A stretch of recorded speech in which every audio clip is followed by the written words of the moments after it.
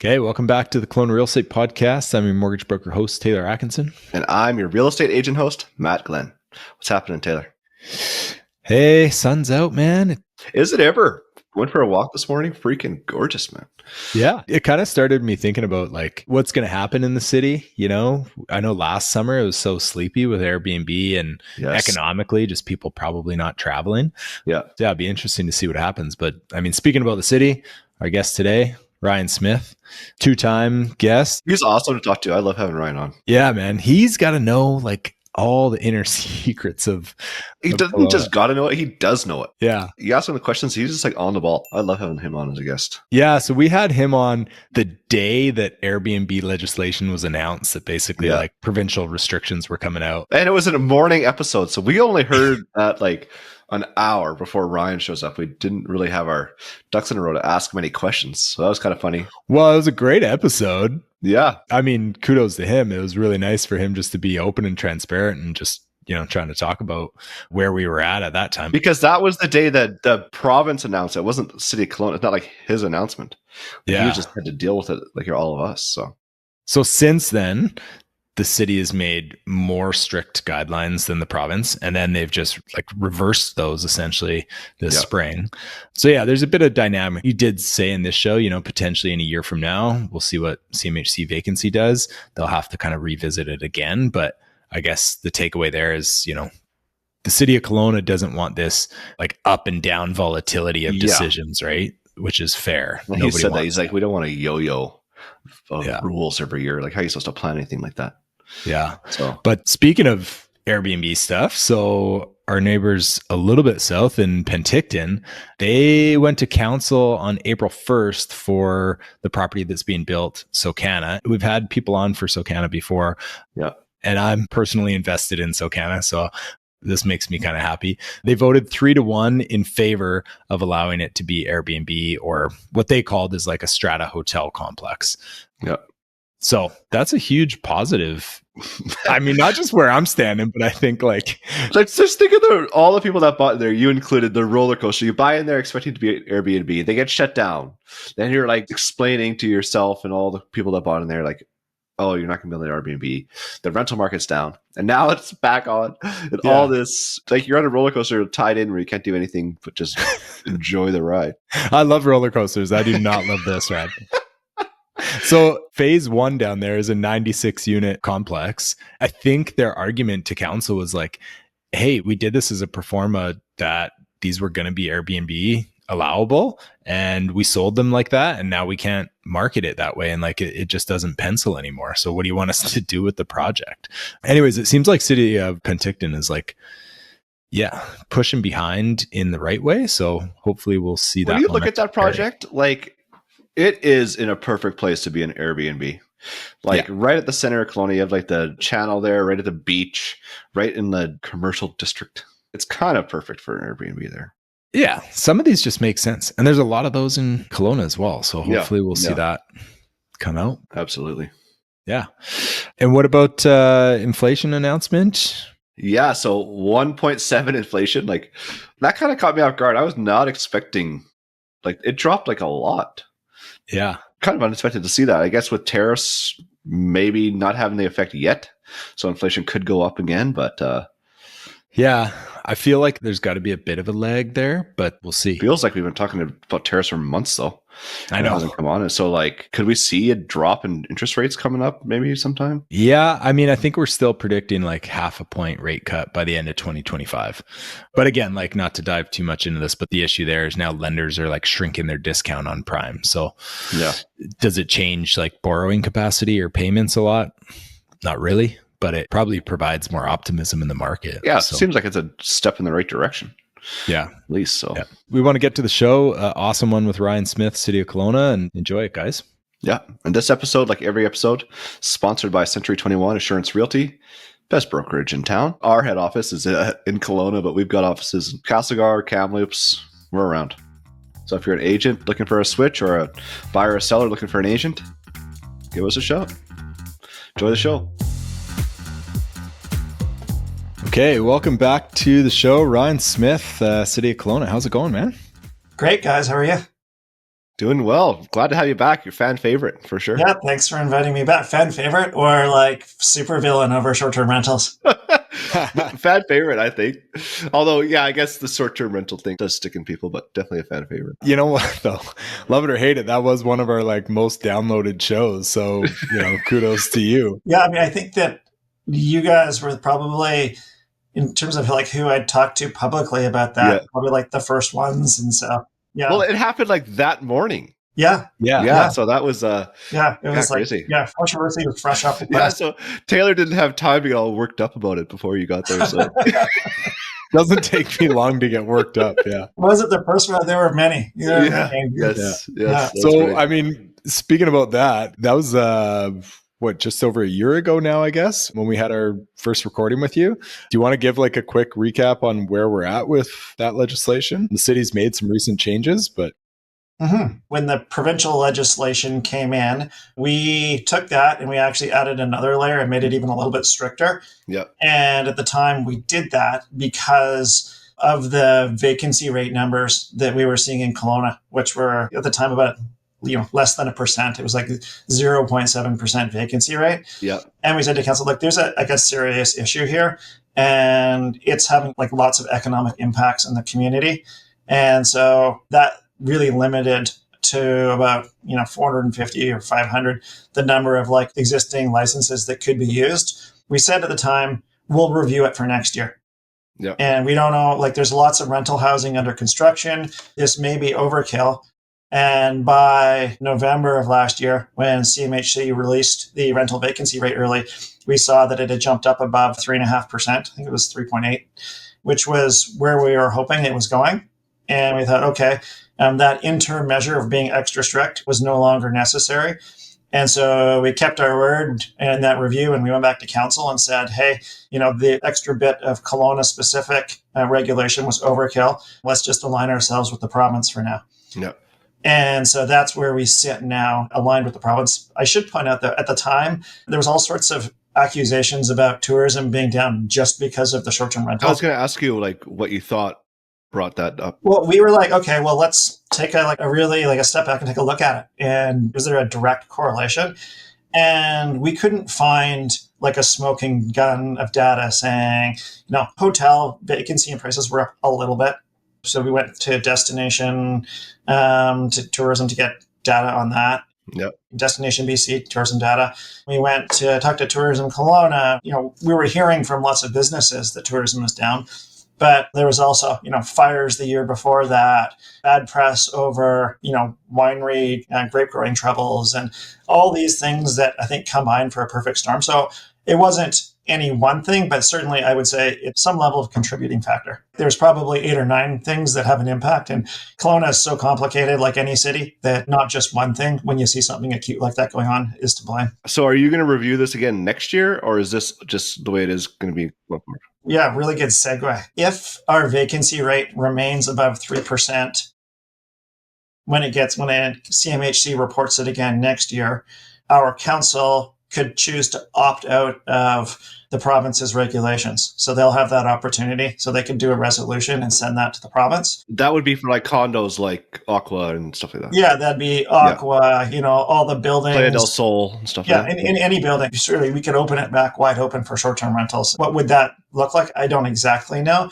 But if that vacancy rate remains above 3%, which given the number of rental housing units still under construction and occupying like almost every week another rental building is occupying right now, I'd say there's a pretty good chance that it's going to be above 3%. So we'll report back to council. It'll probably be like a January-ish report, February, and have a discussion with council about where they want to go with this. Do they want to opt out? If so, do they want to opt out with any special rules? What's the city staff recommendation? And what we don't want to end up in is a situation, though, where we allow it and then 2 years after that, we're going back the other way again. And like you're yo-yoing with regulations. And everybody who's making, like, you guys are making like your clients, you guys are making real estate decisions about this. Yes. It's like, how do you do business in that atmosphere? Yeah. So there needs to be some consistency over time. And that's what we're recommending to council. If we're going to remove some restrictions, maybe there's a bit of a hybrid where some of those investor properties, maybe we open some of those up. Like that's, I think, some of the things we'll think about and talk to the provincial government about too. One of those things that's going to dog us for a few years for sure. Yeah. I mean, in terms of, I guess, vacancy, do we want to like jump right into kind of development and building stats? Like, it's pretty interesting right now, but maybe you have obviously the data that we'd love to kind of dissect. What's going on in terms of building applications and stuff like that in the city? How are you guys looking? If you drive around Kelowna right now, there's cranes everywhere, construction going on everywhere. And you're like, we're in a boom. Like, we don't have a problem with housing. And maybe right this second, we don't have a problem with housing, but we take like a long view approach to housing. And there's a lot of rental housing under construction because we had a lot of incentives in place between us, the provincial government and federal government, Yes, to help that happen. What you don't see a lot of is like market condos under construction. You've got the Aqua being built. You've got Movala. the ones that started a long time ago. But they started a long time ago. Yeah. And what we haven't seen, though, is anything new permitted that's going into construction that'll be done 3 years from now. You're expecting maybe a bit of a shortfall? Yeah. So, I mean, we could end up in a situation where, the rental vacancy rate pops up to, 5, 6, 7% for a year or two.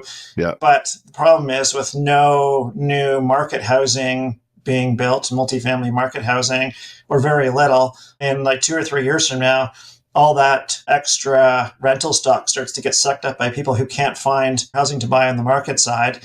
And then you've got another 2 or 3 year, 4 year construction cycle for stuff to get permitted, to get under construction. So it could be like a volatile next few years. And so we're seeing all of these buildings occupy, but not when I look at, and we've got a housing dashboard online that's available to the public if you search our website.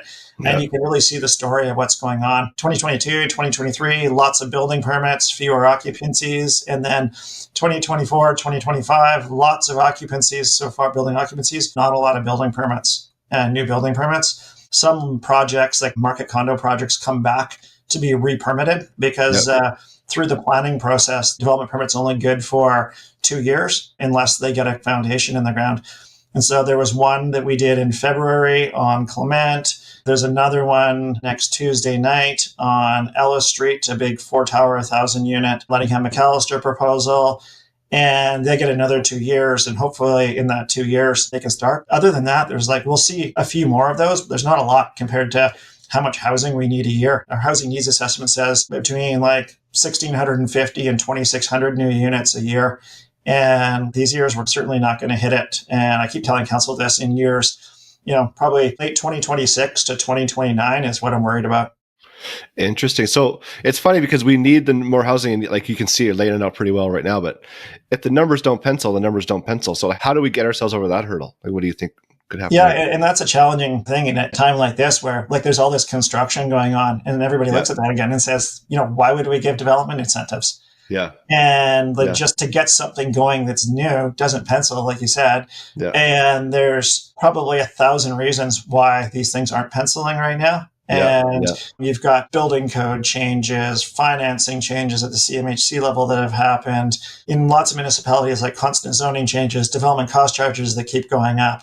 Like all of these things are really, really challenging. Maybe this will be controversial, but what is with all the building code changes? It just gets more and more expensive by the second, it seems. And if you applied for your permit 6 months ago, you have different building codes than you do now. And it's just...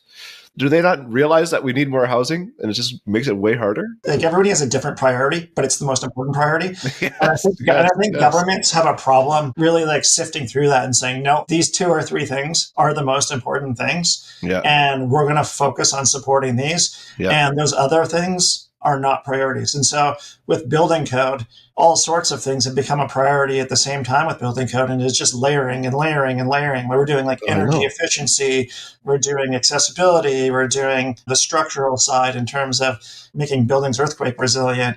And that's just the building code. And not to mention, like, city adds in electric vehicle charging requirements and then, X, Y, and Z above that. And I'd say Kelowna is probably better than many others at prioritizing, but still, I think that governments need to start having a look at themselves and saying, what is the priority here? I said it on LinkedIn last week. When everything's a priority, nothing's a priority out there. Yeah, no, exactly. Like, how do you figure out what the most important things are? And if we're in a housing crisis, why are the 18 other things a priority as well? So I guess as a municipality that gives feedback to the province, what is kind of the one priority that you're saying, hey, this has to happen at our level, like for the city of Kelowna, to be able to get to the state that we need to? Because there are so many things working against us, right? Like tariffs come in and it's well, how do we know the cost of the next building when everything might go up 25%? So focus our feedback to things that are within our control.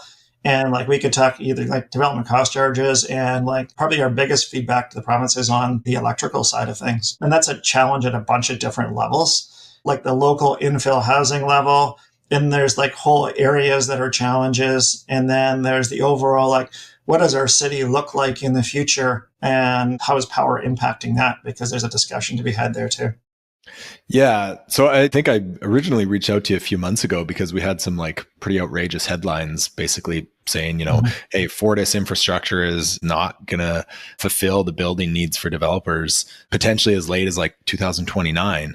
Where are we at with that? It kind of seemed like it came out. I saw a bunch of these headlines and then it just stopped recently. But yeah, I guess what's the issue there? Fortis approached us about 18, 20 months ago and said, hey, look, in a couple areas of the city, our substations are running out of capacity, and particularly one in the north end of downtown and then one on Richter Street on Saucier.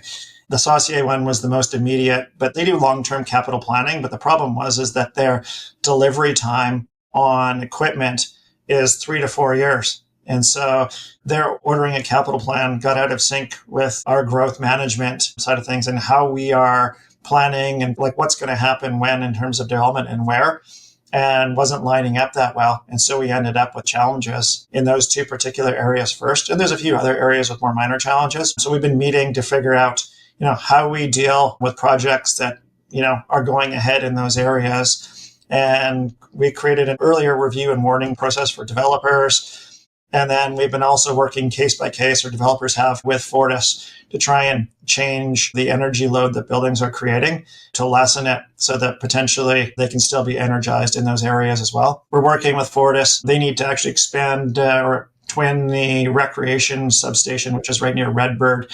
I always relate everything to breweries. You're not alone in this city. Yeah. We're that age. We're everyone's been to Redbird. Yeah, right? we just knew exactly where that was. Yeah, so in that area, we need another substation, but it lands at a premium. So it's challenging to find something in that area, trying to figure it out. It's not a short-term solution for either one of those. But I would say we're making do. Nothing hasn't been able to be built yet that's sort of been permitted because of those challenges. But we may still run into that at some point. The thing we're also working on is in a lot of our alleys in the central city, there's overhead, power pole Fortis infrastructure, but with the amount of infill housing happening, a lot of pressure is being put on that. And the locations of those poles sometimes prevents housing and infill housing or carriage houses. And so we're going to try and work with Fortis on what the future of those alleyways looks like in that infrastructure, because we can't have individual projects. If you're building a 4-unit building and you get hit with an $80,000 power bill, that's not sustainable in a project. That's never going to work. And how can Kelowna strategically get involved to help? We already do laneway improvements, but maybe we need to coordinate those better with Fortis so that power goes underground and new transformers go underground, or, there's ways we can deal with that. So we're trying to figure that out. Because that can affect a property. I've been personally involved in a few of these where you have a pole that's in a bad spot in the alley. That property that would be a prime development lot is all of a sudden basically not saleable. Mm-hmm. And it's just kind of a crazy situation. So and oftentimes if that property does move infrastructure around, they front end the cost for that, but there's no recovery mechanism. Anybody else that gets to take advantage of that doesn't pay into it afterwards. And no, exactly. That's right. The model needs to evolve and improve so that, if other people are getting a benefit, everybody pays their fair share. And that way the cost gets reduced for everybody too. We all agree that infrastructure in a growing city needs to evolve and be improved, but it's just how you allocate the costs. Yeah. Also, it just would look way nicer underground. So I think that's... Yeah. Oh yeah, totally. Yeah.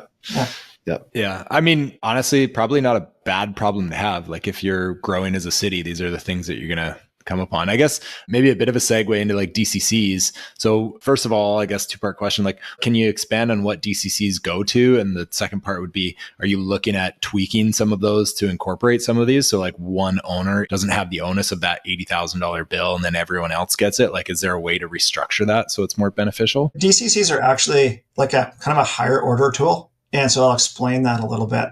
There's sewer, water, road, park, storm drainage projects that are like either whole neighborhood or sector of the city related or whole city related. Say we wanted to 4-lane Richter Street in the future. That's something that benefits like a large area of the city. So we use the DCC program. So many new units pay a share towards that. Plus there's an amount built into that DCC charge for existing users that are benefiting from that as well. So when that road actually gets built, maybe 50% or 60% of that road, the need for that was related to new growth. And then 40% is paid by existing users, which would come from taxation. But maybe we also, to bring down the cost, want to subsidize that even a little more, and we call that an assist factor. What we do is when we update our community plan, it's every 5 to 10 years, we'll do an update to the DCC program. And the DCC program, then we say, here's the major projects that are funded by DCCs, and figure out for each project how much funding is required, and do we need to buy land, or will developers give us some of the land because the land along that, maybe it's a corridor, will get redeveloped. We figure all that out to the best of our ability, and then review with the home builders and the Urban Development Institute and go through almost like line by line, haggle over the cost of it. Sometimes to make the program more affordable, projects need to come out of it. It's funny that everyone says there's no transparency to it, but I sat in 15 meetings before the last update where we talked about, there's a material cost in this road project that I think is unreasonable. Why is it there? What's behind it? And we have to explain that to the development community. So from that perspective, I would say there's transparency. But if you're out there in the community, you hear the term DCC and people complaining about it, it's a tough one to sort of wrap your head around. That's a really simple DCC explanation. The whole development industry is basically paying towards specific global community projects. Good example of that would be DeHart Park that opened last weekend. A portion of that was built using development cost charge park construction money. And we would be able to say, if you said, how much development money went into that, our team could say, the amount of new units that were happening in this neighborhood, we charged them this amount, or this amount was contributed to that, and taxation, which was like the existing area residents who benefit, paid X amount towards it as well. So it'd be great if there was actually a really transparent way to see that. And that's one of the problems. There's a lot of smart accountants and engineers who work on it behind the scenes. If we did a video every year that explained here's where your DCCs went this year, there'd probably be better buy-in from the development community too. Yeah, I don't think anyone can really dispute that it's not being spent in good projects. I was just at the DeHart Park a couple of days ago with the kids. It's amazing, So I think when we had you on last show, you said something along the lines of, we're kind of shooting ourselves in the foot in terms of it's becoming a very expensive city, but it's because we're reinvesting in these amazing amenities. And that's just a perfect example of it. You allocate those DCC fees where you want, and you're never going to make everyone happy. Not just make people happy, but keeping people informed. Are people really going to want to watch an accountant breaking down the numbers, or even a video of that? I think when you show where it's going and how much, who's paying for what, that's kind of interesting. But the line by line stuff, is a little bit boring. Yeah. And it's actually an interesting time though with DCCs. I find it interesting, but I'm a nerd, so maybe not so much. So in the new Liberal government's housing platform, and I'm assuming that they're going to be acting on this, they had a commitment to cut DCCs in half. Does that have anything to do with them? How do they do that? We're going to see, I guess. Yeah. So what's your opinion on that? Are they just going to pay the other half? They said that they would, for the half that we're not collecting, they will reimburse with a formula. But I think that formula means that we only recover about half of what we're giving up. Yeah. So we're still missing about 25% of that. So that certainly impacts the community. And hopefully there's some room there as the implementation happens on that to figure this out. I think, again, if housing is the priority, and that's one of the tools that we have to help ease the crunch for developers and home builders, that's fine. But we hear from the community constantly here in Kelowna that you're not building enough infrastructure fast enough. Yeah, yeah. And so then if we're not funding it properly, that makes it even truer than it is today. And then, I mean, I think where we get behind is times like COVID, where, prices went through the roof. Things were so unpredictable that we were really unproductive in our infrastructure delivery programs for a few years while we were still building housing, but we couldn't predict, some of those costs were insane, or, we just weren't sure whether or not we could complete a project. And we've ramped that up again this year, next year, the year after, and you see way more infrastructure built. And driving around right now, you can already see that in the community. Definitely. So hopefully, we're made as whole as possible on that, so that the community and the infrastructure side of things that people think less about doesn't suffer. What excites you about the new Liberal government policies for housing at our municipal level or provincial level? Are there any policies that have come out that you're like, I actually think they're going to really hit this one out of the park and follow through with it? Like, we're excited to implement it as a city. Yeah, it'll be interesting to see, like, they talked about like Canada Builds program or Build Canada program. Like the modular housing thing? Well, actually, there's two things. If the federal government gets involved in housing, I don't think they should do it to compete with developers in any way, shape, or form. I think that the development industry can serve the top sort of 2/3 of the people of Canada quite well.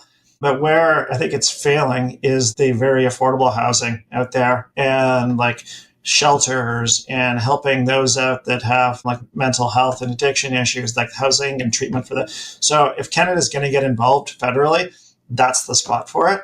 So I'd be excited to see them very involved. And it seemed like that's what the campaign platform said.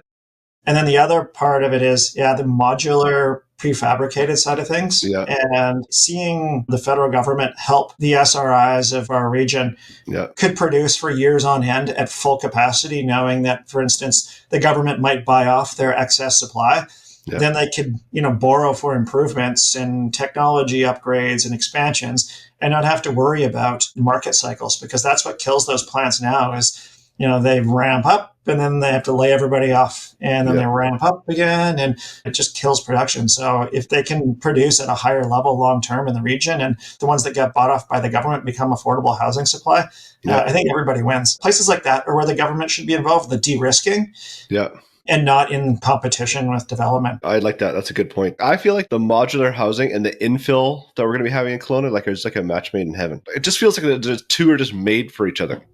Because the modular houses are super nice places, right? They're not like mobile home parks. They're like real houses, and they're very nice. Nothing wrong with mobile homes either, Matt. No. Nothing wrong with mobile homes, but like I'm just saying, downtown's not going to turn into a mobile home park. Like, they're very nice places.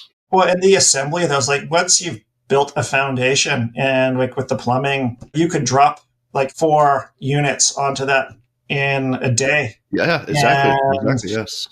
Be ready to like putting on the outside finishing, and like those are quick projects if the inventory is available. And like from a technology perspective, one of the other things that gets me excited is, Matt, maybe you're selling a property, buyer's agent comes and says like, well, what can we do with this? And you can say, check out the city's website. It'll walk you through what you can put there. Then you can figure out, okay, well, that's eligible for 4, and it will suggest prefab designs from a bunch of different prefab builders, or designs that are maybe non-prefab too, that will fit on that property. And then say, okay, well, if you wanted to go prefab, here's the time it would take to, fulfill your order. Or if you wanted to use a regular builder, here's 3 builders that are ready to go in the next 6 months and could start. That might involve some collaboration with the Canadian home builders locally. And they've got like a great, well-organized chapter here. And, if they could drive business and juggle clients based on that. It's funny, I sort of supervise the construction of the growth of the community. But if I had to go build my own place and I didn't have some of the context that I have right now, where do you start? Who do you use? Exactly. How long is it going to take? Like, most people have no idea if you're not in the industry. Even meeting someone like Taylor to finance it, like talk to Taylor, just all these different options. I agree. Go to one place and you just have all these options. It would just like streamline the process so much better. What banks do this, and what are the advantages and disadvantages to each? Like, there's no reason that we couldn't be the hub of that information out of, a simple sort of software process that walks you through step by step by step. And we've sort of started that. We have a chatbot for our infill housing that helps. But I think we'll see that hopefully grow over the next few years. And I've got a manager in our housing area who's really passionate about that. And I think he'll be able to pull it off. Nice. I was going to ask about the chatbot. Do you guys have like top 10 questions, or what are people mostly asking that they don't know?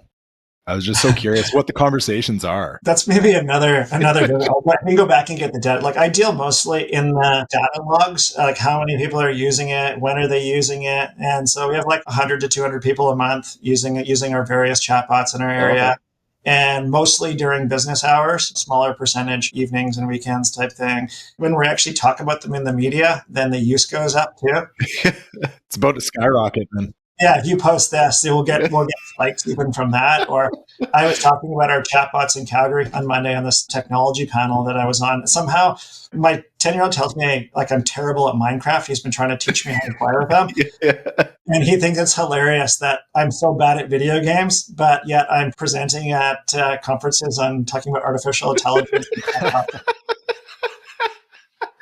That's awesome. I'm not the guy who could tell you exactly like how the software works or anything else, just our experience using it so far. And one of the things actually that we're finding is that the chatbots, once you get them going and they're answering questions for people, they're meant to answer like, in our building process where we launch them first, we get tons of questions about like swimming pool construction, for example, and how high fences need to be around swimming pools. What are the setbacks from property lines or the house and all those types of things.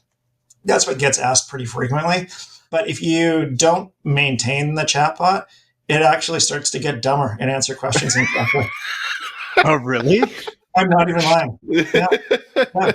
Just start lying to everybody. Conversation about it yesterday with one of our tech guys, and he said, "Yeah, that's one of the challenges that we're having. I don't know if it's because the chatbots aren't getting like positive reinforcement or what. I don't know enough about it." So we all have to do our part and go ask it questions to make us smarter. I actually think it's because the chatbots are pointed at like specific bylaws and areas for information. Yeah. And so if we're changing in those areas how that information is worded or presented, then it's pulling things out. It'll misinterpret and when it's putting them into its own words. I think that's maybe what's going on. But yeah, again, as a guy who's like not the expert, I'm just a liberal arts planner. I'm not an IT guy. That's pretty funny. I feel like I can relate to the chatbot. If I don't get positive reinforcement, I'm not interested in it. You just start lying. You don't need a fence there. That's fine. Yeah. Well, and I think there's some danger in that because we're actually giving people advice in the community. No, exactly. So all of a sudden, we start getting terrible building permit submissions for certain things. They're all consistently wrong the same way. Our chatbot's called Kai, so it's probably Kai's fault. But again, it's like a natural growing pain that like we have to evolve that way, right? Like to speed things up and make it more efficient. Yeah, and I think if we weren't trying to use new technology, there'd be a segment of our community saying, what's our local government doing? They're not trying to be more efficient. They're not trying to provide service to us in a more convenient way. And we'd be getting criticism over that. And we're actually at great size to be testing those things because if we're putting wrong information out there, it's not like we're in a city the size of Surrey. We're like, 600,000 or 700,000 people are getting terrible information. We're a little bit smaller than that. And so, maybe we see it show up with a couple people in the next 2 months. And I say this consistently, staff can also give them wrong information too by accident. And so, it's not the first time it's happened and it won't be the last. Yeah. Yeah. Well, and by implementing some of this stuff too, like you guys are getting grants at a provincial and federal level too, right? Oh, yeah. You're getting recognized as like an innovative city. So therefore there's benefits to it. Oh, yeah. Big time. Big time. Yeah. Yeah. I get invited to tech panels that I have no business being on. That's awesome. Maybe one question. I'm just curious about single family houses, building permits on that level. We kind of spoke obviously about condos and maybe some purpose built rentals. Mm-hmm. Are we seeing much activity on any kind of building permits for single family homes, or is that just kind of sitting by the wayside now? Yeah, it's pretty consistent. We see between like 200 and 350 a year in Kelowna. There's actually no such thing as single family zoning anymore in Kelowna. Right. That kind of ended last year when the province changed all its legislation. Yeah. But we still see people building single family homes, obviously. And about 70% of the single family homes that get built have secondary suites in them now. That is awesome. Kind of an interesting stat. But you could do single family house, secondary suite, carriage house, depending on your lot if you wanted to now and do it legally. Or you could do fourplex or 2-2s. So we're starting to see that trickle out into like some of the suburban neighborhoods now. It used to just be a center of the city thing in Kelowna. Yeah. And now, in the Lower Mission, you're seeing and there's great concern over this in the Lower Mission. And Yeah. I don't know if people weren't paying attention to the news last year, but this is something that's provincial. I was going to ask you, have you seen like any specific flashpoints? Yeah, I mean, yes, the first few applications that we've approved for 3 or 4 unit buildings, sort of in that Lower Mission area, we're hearing like great concern over that.